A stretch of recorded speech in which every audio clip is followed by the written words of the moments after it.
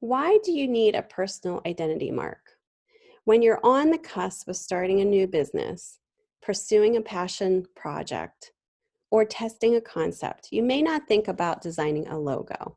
And that makes sense considering all the other things you have to figure out, including what to call your new business, how you'll operate it, when you'll find the time to do it, and so on.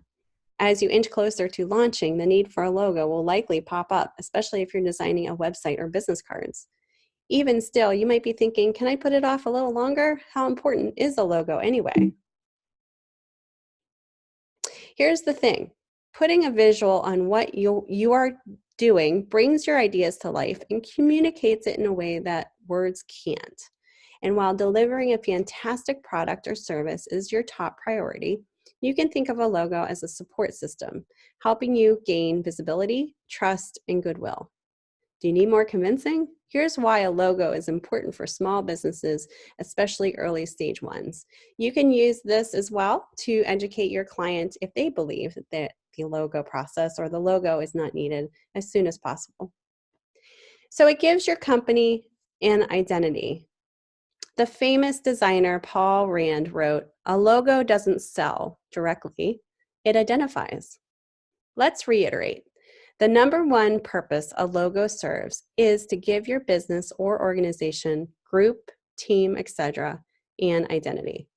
Think about how most people will interact with your company for the first time, whether it's through your website, a social media channel, a business card, or a booth at a conference. You want to make a positive first impression, and it's hard to do this with words alone. By giving your company a mark that fits into spaces both large and small, you're strengthening your business name and overall brand and providing a visual to your target audience. You're saying hi without being pushy or obnoxious. That's not to say your logo has to be explicitly identify what you do or sell. For example, if you're a finance company, you don't need to include dollar signs or piggy banks in your logo.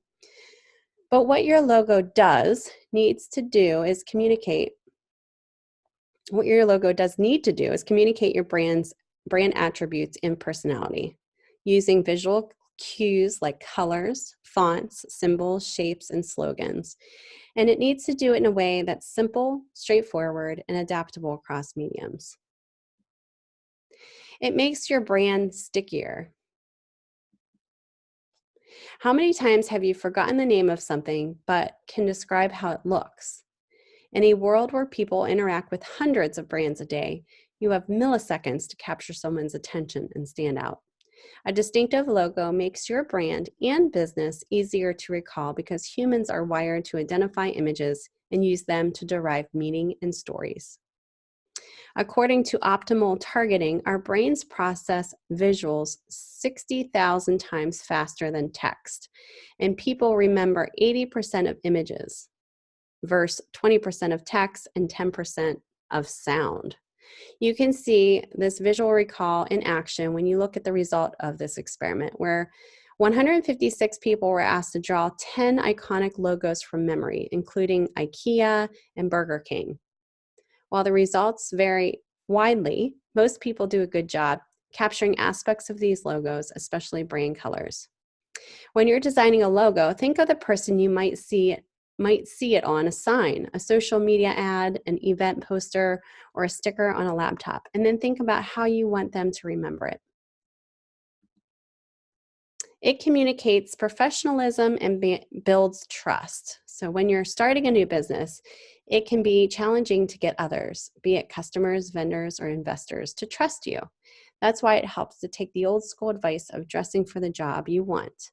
Before a person tries your product or service, they assess appearance. Think about if you visit a mediocre website or get handed a business card that looks dated. It doesn't instill trust or confidence, does it? You're probably not going to jump to purchase something or contact someone for more information. In contrast, a small brand can inspire someone who doesn't know anything about your business to start to gain trust and interest in what you deliver.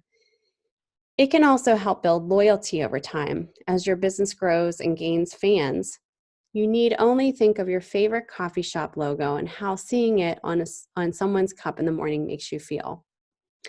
By designing a great logo and putting it on your website and other customer-facing materials, you can immediately convey that you mean business. And because 70% of companies say it's cheaper to retain a customer than acquire a new one, the more you can do to build trust, the stronger your business will be. It makes you, the founder, feel legit. Starting a business or big project is hard. And as mentioned before, it can be a challenge to persuade someone to take a chance on you, especially when you are not always 100% sure you have what it takes. Because of the sheer number of obstacles to overcome when starting a business, it can be hard to feel confident in what you are doing. So many unknowns, so many things to learn. Though it sounds superficial, a logo can help with that. It makes what you're doing or trying to do more tangible and gives you something to build on.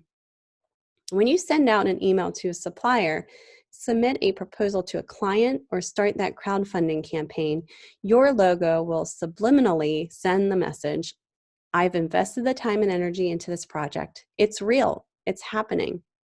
It might be a stretch, but if you believe the effects of clothing on cognitive processes, it may even help to get your logo printed on a shirt and whenever you need a confidence boost.